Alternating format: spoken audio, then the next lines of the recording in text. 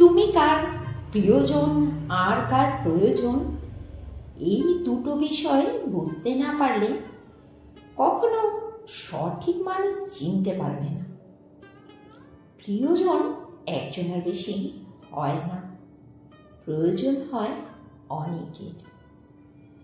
যে মানুষটা তোমাকে প্রিয়জন মনে করবে সে কখনো তার নিজের প্রয়োজনে তোমাকে ব্যবহার করবে না, বরং সব সময় তোমার প্রয়োজনটাই তার কাছে বেশি প্রাধান্য পাবে। অপরদিকে যার কাছে তুমি শুধুই প্রয়োজন, তাকে তোমার প্রয়োজনে তুমি পাবে না।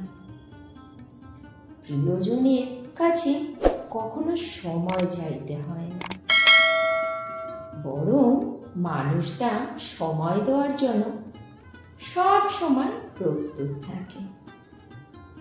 সময় তার কাছেই চাইতে হয় যার কাছে তুমি শুধুই প্রয়োজন মাত্র, কারণ তার প্রয়োজন ছাড়া মানুষটা তোমাকে সময় দিতে পারবে না। ভালোবেসে পাশে থাকা আর আগলে রাখা দুটো এক কথা নয়, কারণ তুমি যার প্রয়োজন সে শুধু সময়ের ব্যবধানে তোমার পাশে থাকবে, আর তুমি যার প্রিয়জন সে সব সময় তোমাকে আগলে রাখবে। মানুষ প্রয়োজনে পাশে থাকে আর আগলে রাখে প্রিয়জন। প্রয়োজন এক সময় শেষ হয়ে যায়, তখন পাশে থাকা মানুষটাও আর পাশে থাকে না। অথচ কারো প্রিয়জন হতে পারলে কখনোই মানুষটা হারায় না, আগলে রাখে, ধরে রাখে।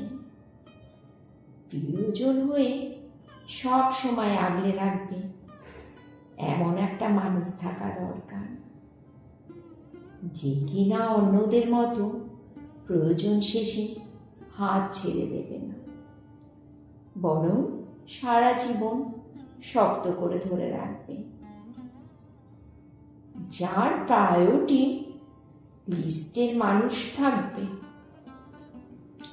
কারণ প্রায়োরিটির লিস্টে থেকে রাজত্ব করতে পারাটা বড় ভাগ্যের ব্যাপার, যেখানে অন্য কারো রাজত্ব চলে না। মানুষটা থাকে একান্তই নিজের। এভাবেই কারো প্রিয়জন হয়ে থাকতে পারলে জীবনে আর অন্য কিছুর প্রয়োজন পড়ে না। জীবনে কারো প্রয়োজন হতে পারা কঠিন কিছু না, কঠিন কারো প্রিয়জন হয়ে থাকাটা। প্রয়োজন বদলে যায় কিন্তু প্রিয়জন বদলায় না। আজ হচ্ছে মঙ্গলবার, ঘড়িতে বাজছে এখন সকাল 11টা, আর আজকের ব্লগটা একটু আগেই শুরু হয়ে গেছে, মানে সকাল 7টা থেকে। এখন ইন্ট্রোটা দিচ্ছি। মেয়েটাও চলে গেল স্কুলে, আর কালকের কিছুটা বেঁচে যাওয়া ভাত ছিল, ওটাকে ভেজে নিলাম, নিয়ে সকালে টিফিনে খেয়ে নিলাম। এদিকে রান্না বান্নার পুরো প্রিপারেশন কমপ্লিট হয়ে গেছে। আজ ফুলকপির বড়া করব, বেশ কদিন ধরে ভাবছিলাম জানো,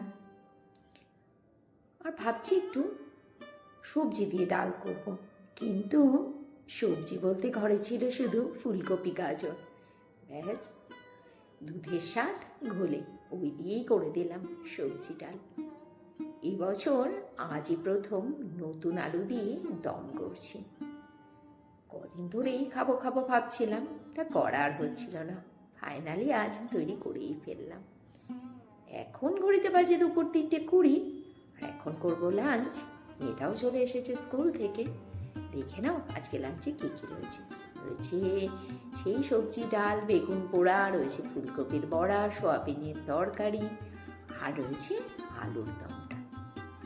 আর মাইক্রোওভেনে ভাতটাও নিলাম গরম করে, যেহেতু আমি অনেক সকালেই রান্না বান্না করি, ভাতটা হয়ে যায় ঠান্ডা। শীতের দিনে ঠান্ডা খাবার খেতে একদমই ভালো লাগে না। আর এখন করছি লুচি।